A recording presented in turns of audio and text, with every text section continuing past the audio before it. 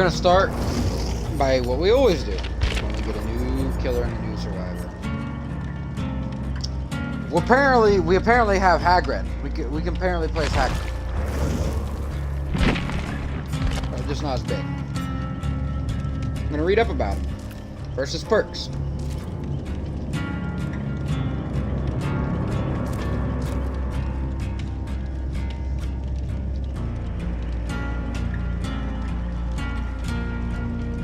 Anytime you are removed from a hook, that's actually really, I'm gonna probably start playing this guy. Anytime you were removed from a hook, escaped, or saved, the hook breaks and the killer's aura is shown to you for 4 seconds. You see the aura of every survivor that you rescue from a hook or rescues you from a hook. You complete a healing action on, or complete a healing action on you. They also see your aura. This occurs for up to one survivor. All effects of this perk are reset when you are hooked by the killer. You start the trial with 3 tokens. When your aura would be shown to the killer, the perk activates and a token is consumed. For the next 6 seconds while the perk is activated, your aura and scratch marks will not be shown to the killer.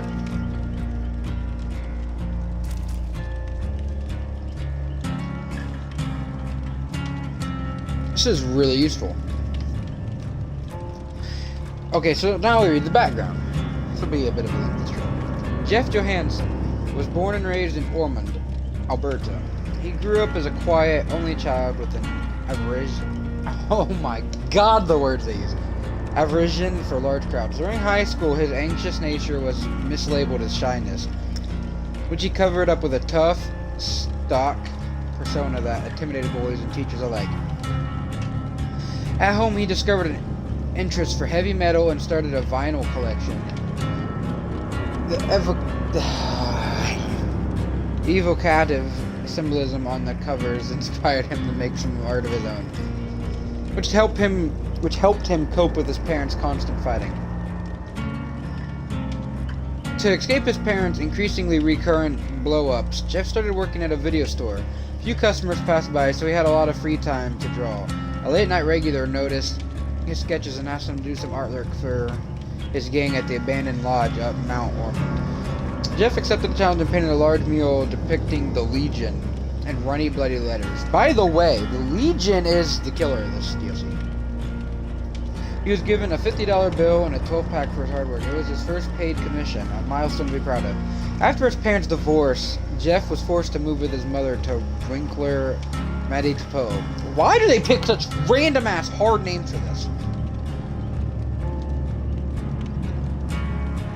Which is miles away from his hometown and his dad. In Winkler, Jeff was more isolated than ever, except for art and music. His solace came shortly after graduating high school, when he started working at a local bar with live music performances. He found a roadie gig shortly after leaving Winkler behind.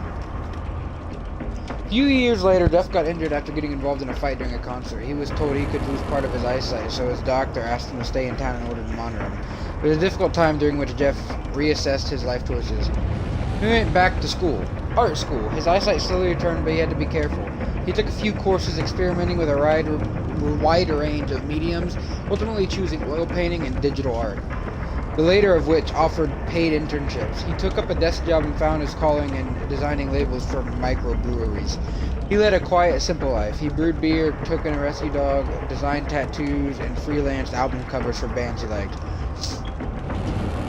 All until one morning when he got a phone call from Ormond saying that his father had passed, leaving a few things to sort out. Jeff drove all the way back to Ormond. He felt a pang of nostalgia when he reached his late father's house. Inside, there was an old guitar case sitting in against the wall. It held a black vintage model with a sticky note that said, "For my boy." He stayed in town longer than he planned to, reminiscing about his childhood. Driving by his former high school, he remembered the mural he painted up Mount Ormond. He bought a 12-pack and headed to the lodge. After weeks of not hearing back from Jeff, his colleagues assumed that grief had gotten the better of him. His neighbor got tired of sitting his dog, which became more and more agitated as days went by. The dog became a stray again, earring while seeking the familiar trail of Jeff's malty scent. That's sad. Time for Legion. This guy's creepy as fuck looking. Whoa. His base power is Feral Frenzy. The Legion has a Frenzy power gauge that builds up over time. The power, Feral Frenzy, can be activated by tapping the power button. While active, the power gauge drains rapidly, and the power ends when the gauge is empty, triggering an extended recovery cooldown.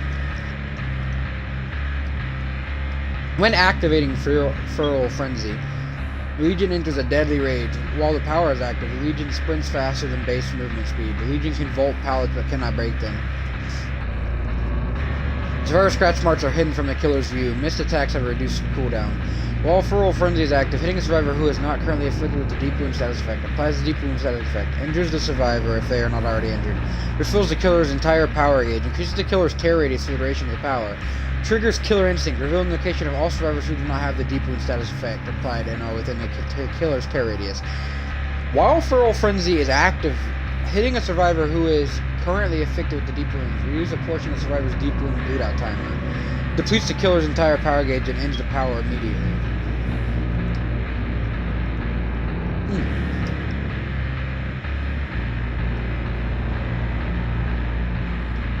Kind of like a...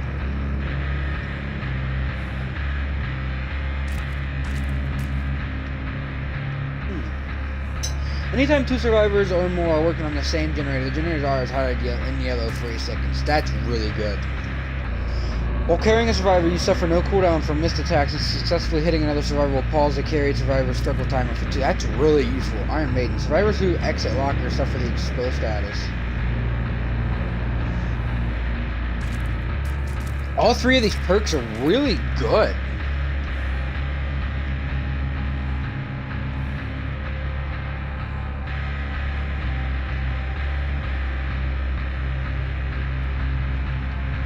Frank Morrison was 19 and little to show for it. He'd stopped attending school after being kicked out of the basketball team for shoving a referee into the stands. Yet Frank was a man of potential, who could light up a room despite his bleak childhood. At 6 years old, he had been taken away from Calgary to start a circuit of foster homes. No matter how many times he'd lashed out. 3 times when they got into fights, they'd kept moving him to new, unfamiliar houses.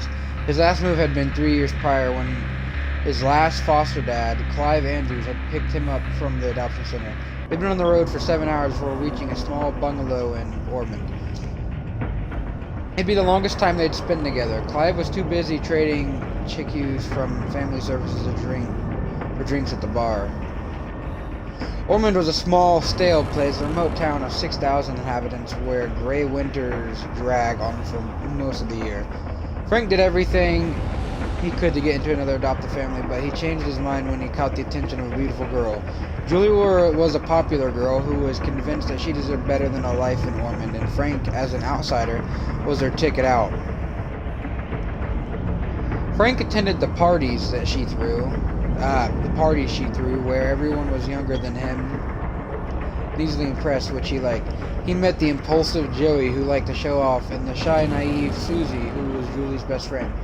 They would hang out at an abandoned lodge at Mount Ormond. Their time together was the perfect break from the boring conformity of their small, insignificant, everyday lives. Frank saw it as an opportunity to shape their lack of experience into something powerful. He lined up nights of debauchery and rampage, testing their limits.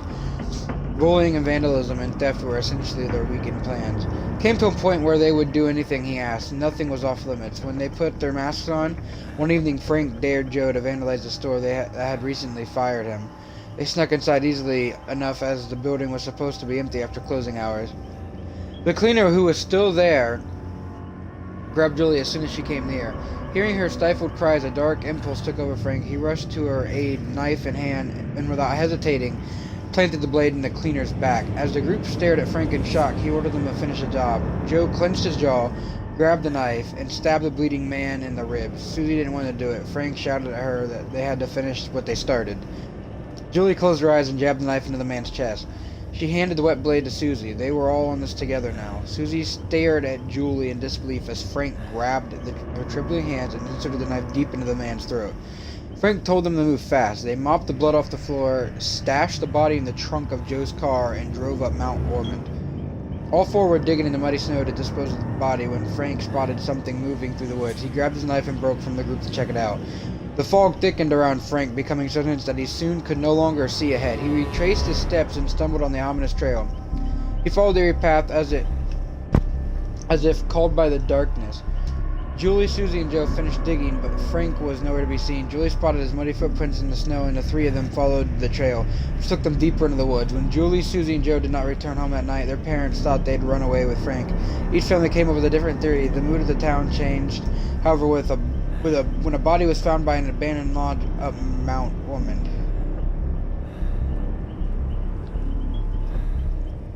Oh, I read that completely fucked up. It was the mood of the town changed, however, when a body was found by an abandoned lodge up mountain.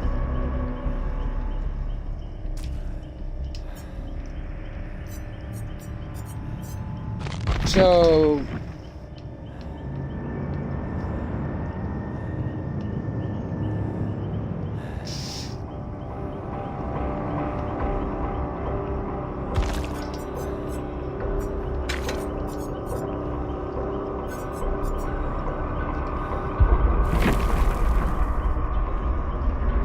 we'll try the killer.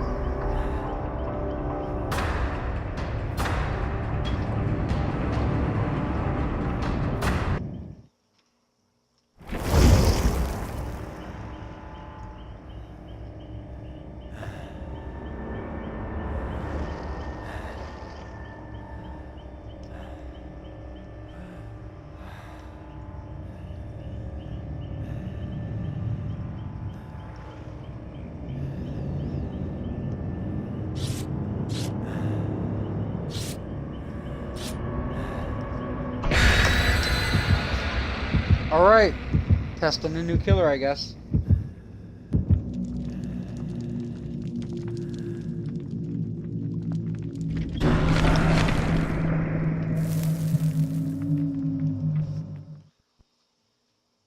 I don't fully know how this killer works. I don't really understand.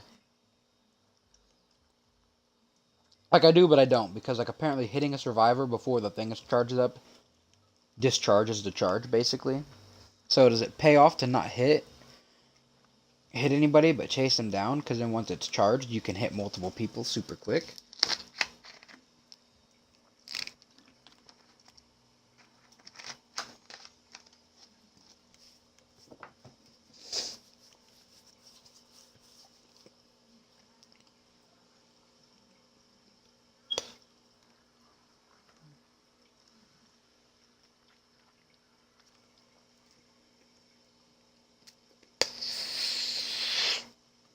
Sorry, I'm chewing gum. Probably should not be doing that on stream.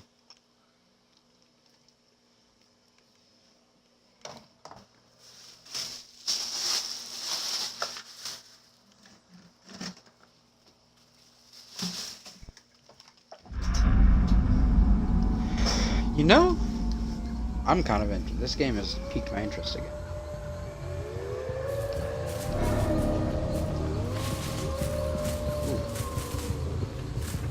Over the free frenzy bar.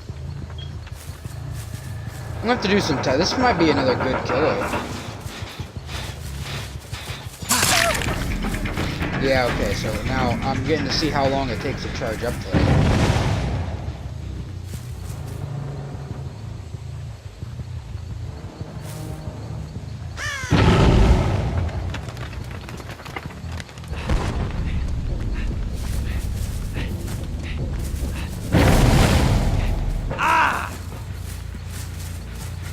Okay, that's kind of odd in a way, but at the same time, it makes sense.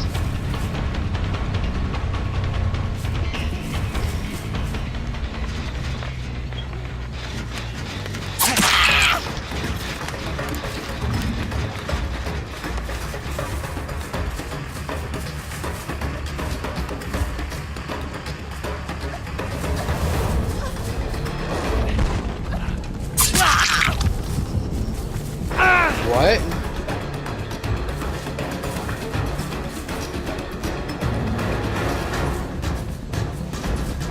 I don't think I understand how this killer works as much as I thought I did.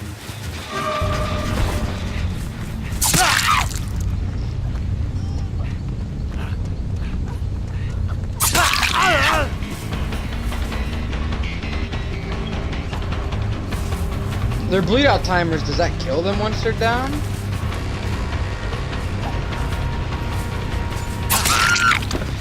His lunge is retarded.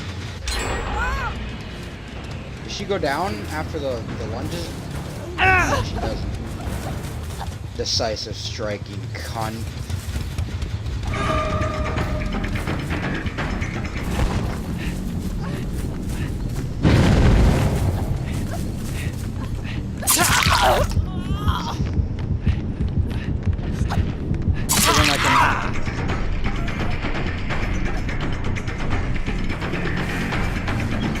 It makes her slower, essentially. I gotta go.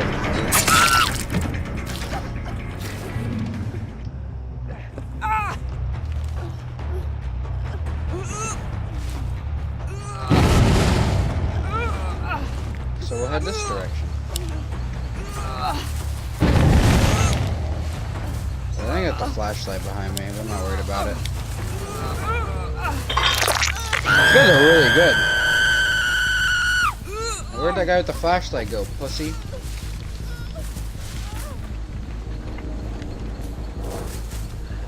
So, okay, I'm kind of learning because it's weird how it works, but at the same time it makes sense. If that makes sense.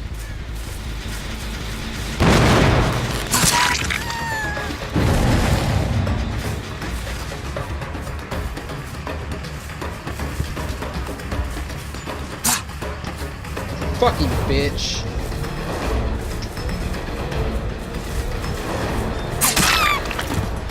Stupid.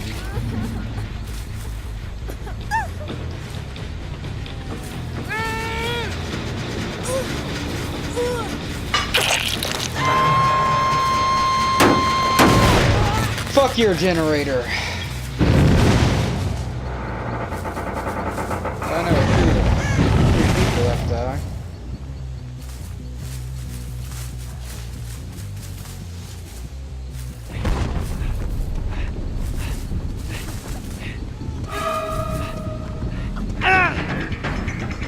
What? You didn't have enough to get to it.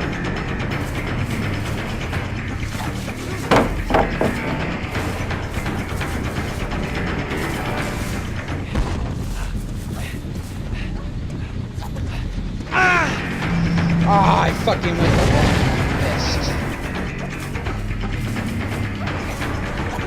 way. Why'd you bring your stuff all the way over there? His lunge is ridiculous, dude. That lunge is fucking insane.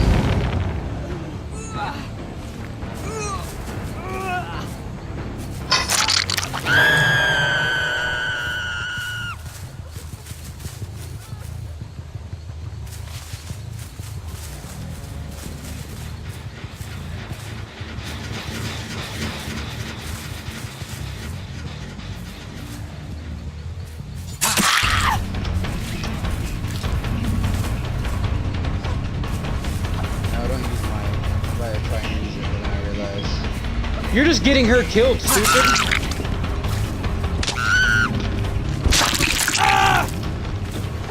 You fucking thought too, bud.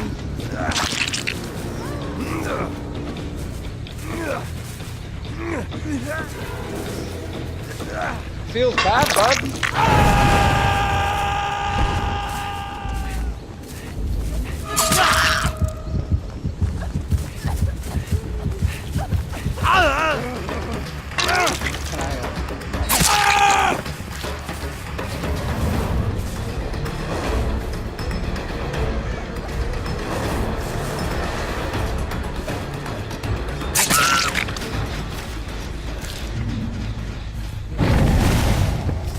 Am I an asshole? Like, I just feel like they're not playing this very smart. Like she's dead hook.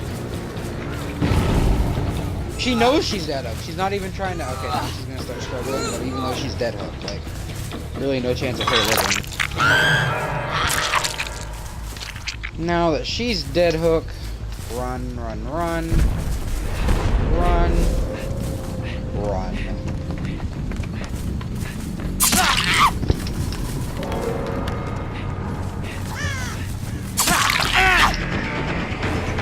Yeah, okay, so I understand, like, it's to hit multiple targets at once.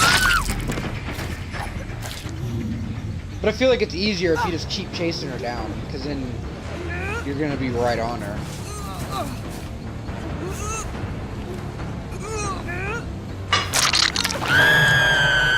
I'll have to play around with this character because obviously I'm not playing him right. At least not very well. Oh, there's that guy.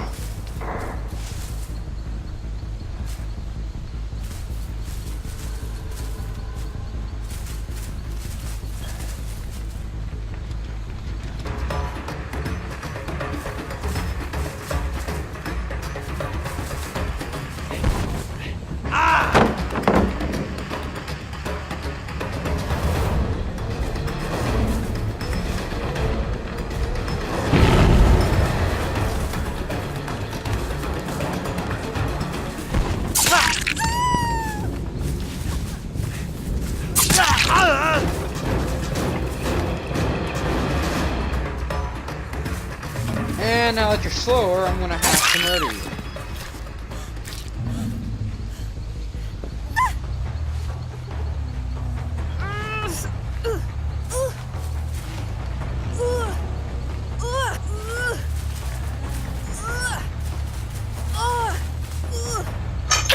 By the way, I did see the one guy over here. Wherever he is. I saw you. Where are you?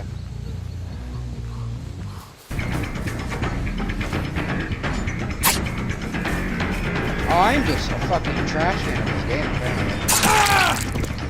Gotta say, I know your range is better. I'm just fucking trash.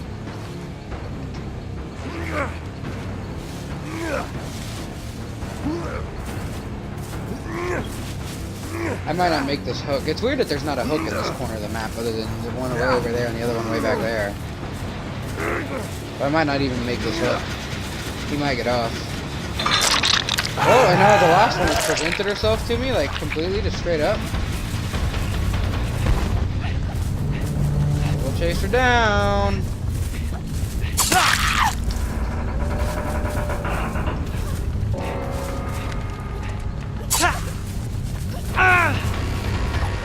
It's okay, I lost it.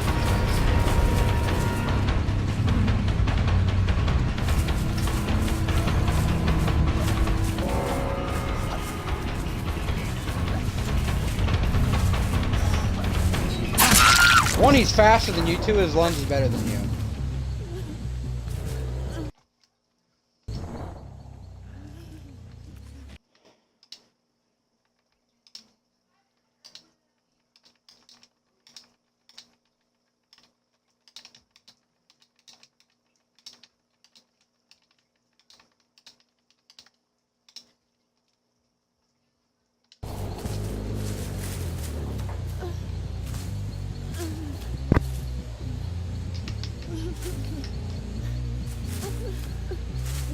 I hope he got that.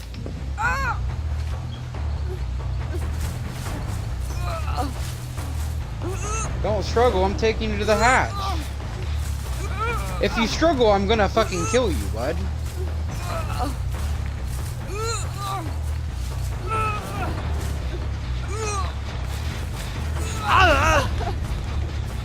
I'm not even trying to kill it, dude. I literally could have put you down.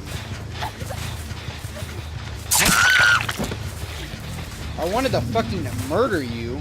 I would have killed you already. I'm trying to be a good killer.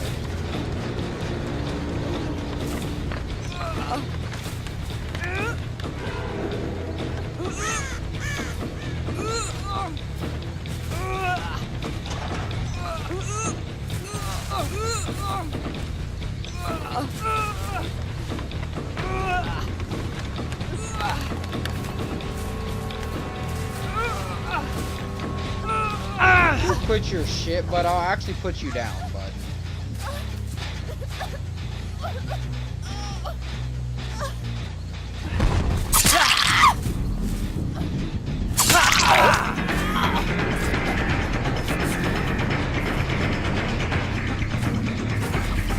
Ah!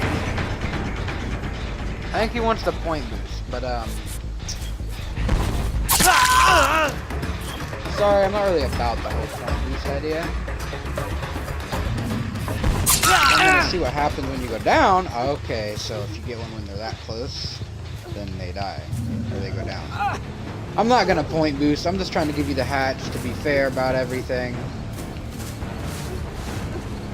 You guys put up a decent fight. I haven't played in a while. Oh, it's weird that I can't find the hatch.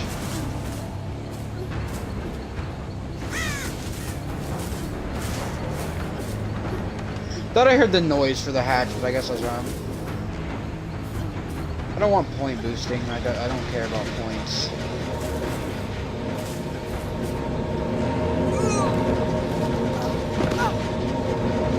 Now crawl onto the hatch.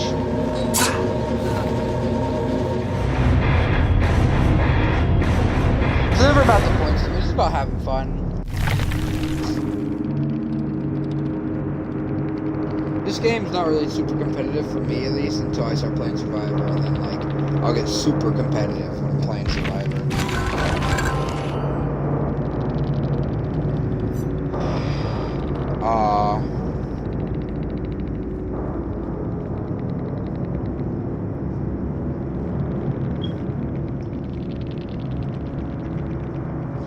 So I gotta kill all survivors to be able to get his hat maxed? Okay, that's shit.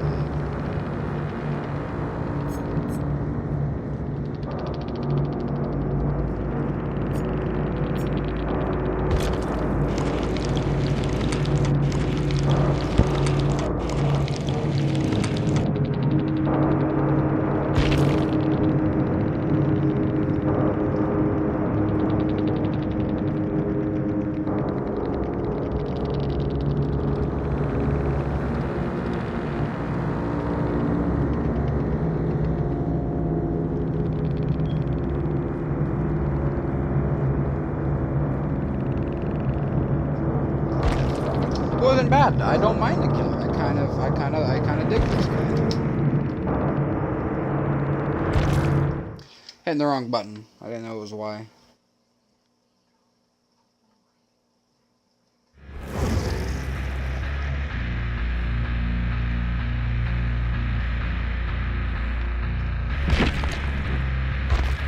I give it to that. That wasn't a bad killer. I digged it. Obviously, playing with the Survivor is pretty much the same until you start using, like, their spell, like, no matter what.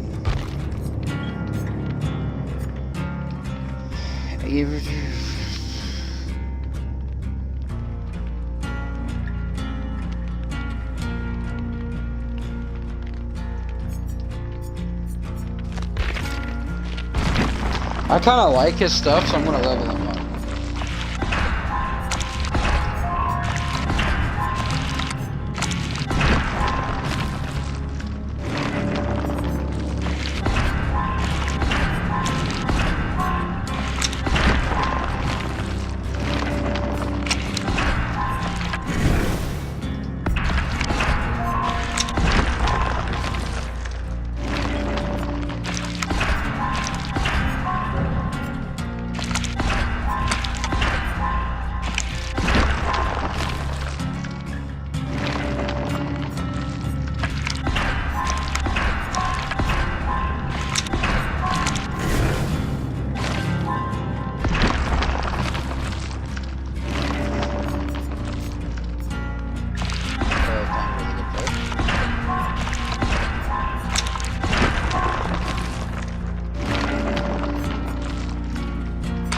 In fact, borrow time 2 is right there. I will gladly pick that for a second.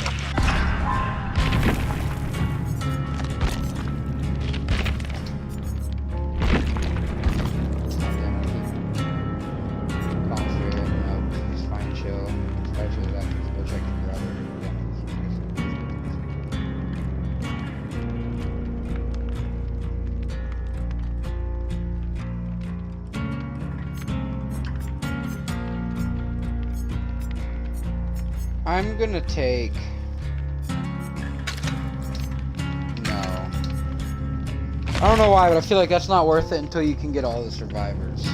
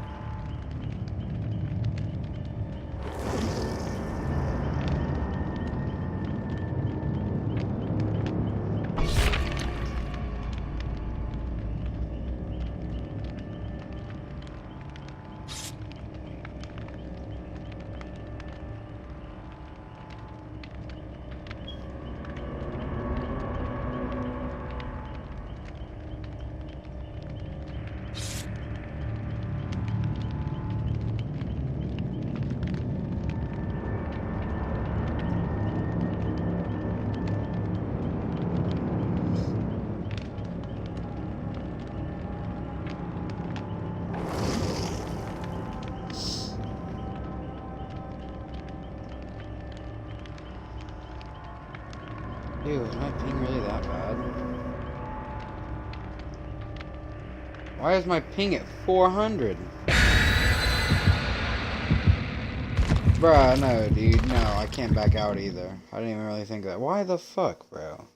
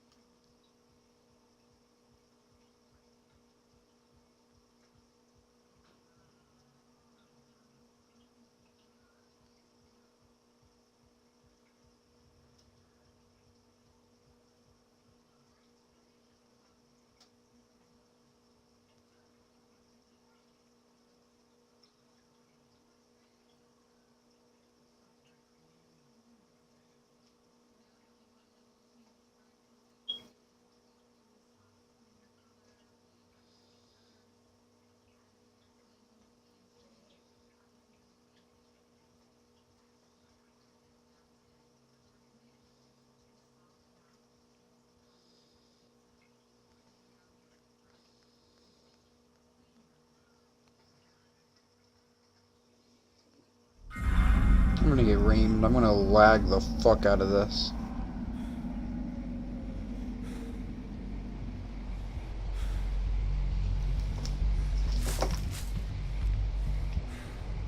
God, let's remember, see if I remember how to be a survivor.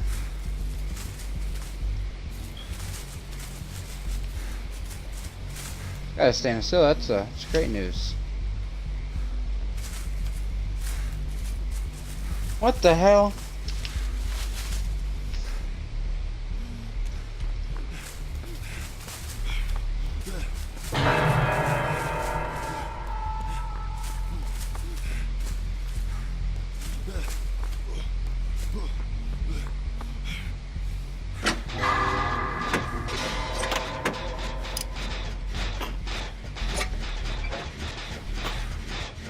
He pulled himself off the hook. Hot damn.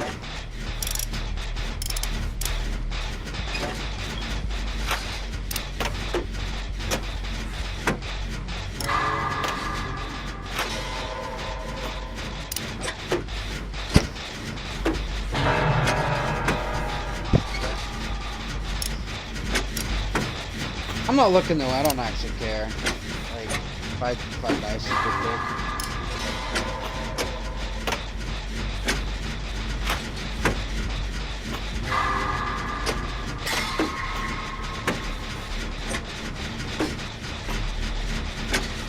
I don't know, that one guy's not moving over there. That guy's already dead. Seemed to be a hopeless case of trying to win.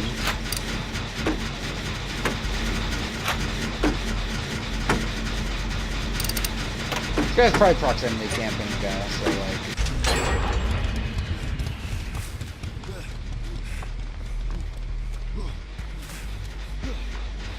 The guy's actually doing something. He's over here. Oh, he went to go help that kid, and he got down at the price of picking it up. Fuck!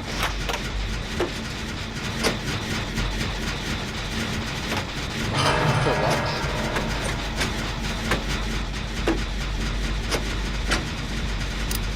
This guy's doing it then.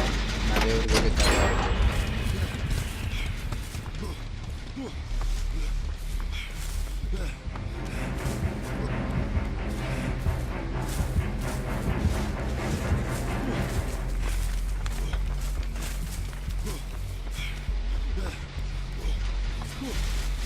that guy. I hope that guy finishes the gen.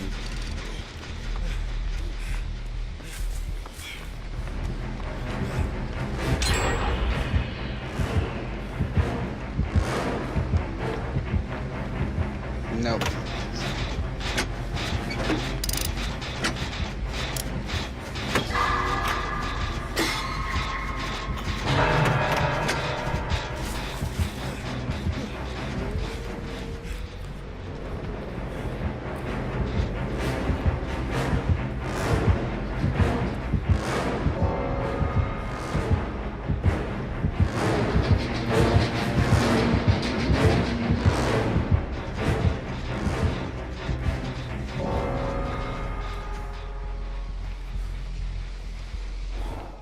Who's the killer, do we know?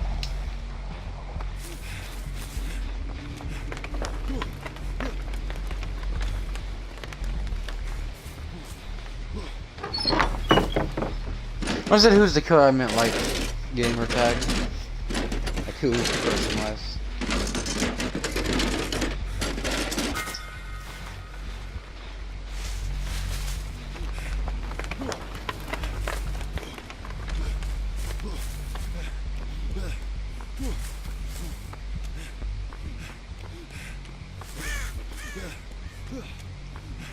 Guaranteed this guy's dead now. Maybe it's not who I think it is. I think it might be the doctor. What that is the doctor's shit.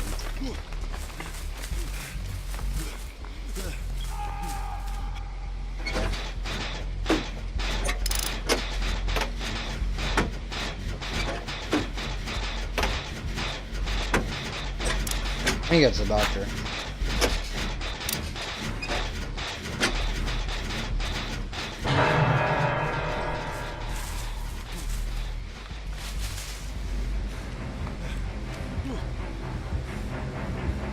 He camps, doesn't he?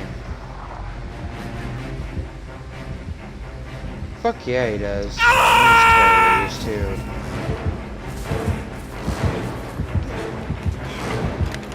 I mean, it's about to be a hard-pressed fight to get this guy. Oh, game, let's get ready. I'm not gonna be able to get that guy, but I'll definitely drain out this bitch's fucking time.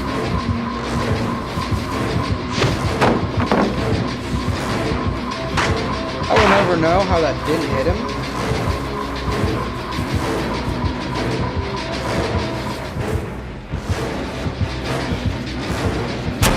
Stupid. You pussy.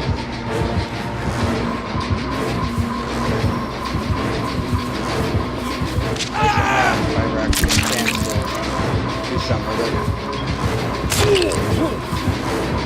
What is that, lunge, bud? You can suck my left toe, bro.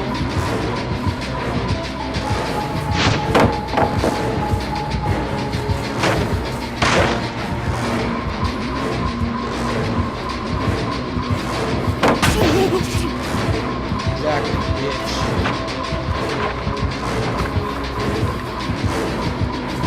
This kid's stupid. Now it's gotta go back for the hatch. Please die quick enough, please die quick enough, please die quick enough. Fucking A. Oh my god! Holy shit, let's go!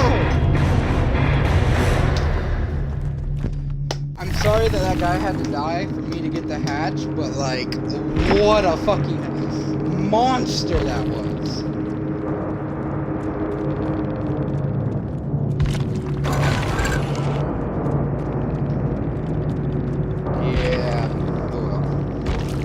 Items lost when I gained emergency kit. Doo-doo, bro.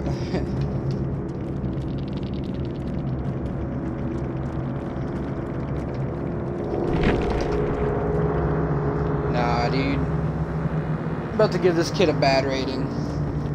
He was camping, dude. Feels bad, though. God, I'm not just gonna give bad ratings. I'm not about to. Feels bad, though, dude. He got outplayed. Like, if I hadn't out-juked him at the runaround, he probably would have gotten me. This feels bad, dude. I'm sorry.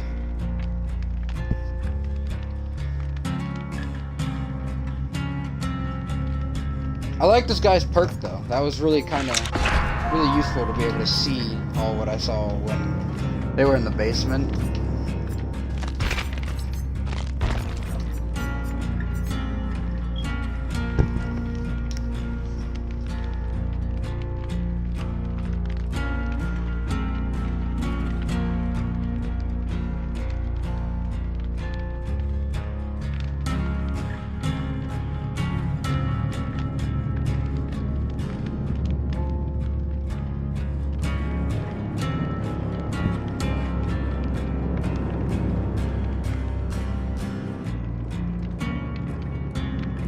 was a good one. I'm not gonna lie, that was actually a really, I don't know. The killer was kind of toxic, camping those three guys, but like, what you gonna do?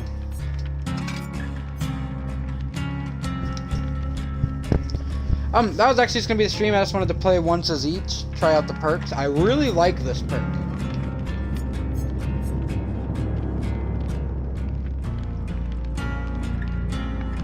Although it was weird that I could see. That must have been somebody else's perk that allowed me to see. That's not what that is. That'd be this one. That allows me to see stuff.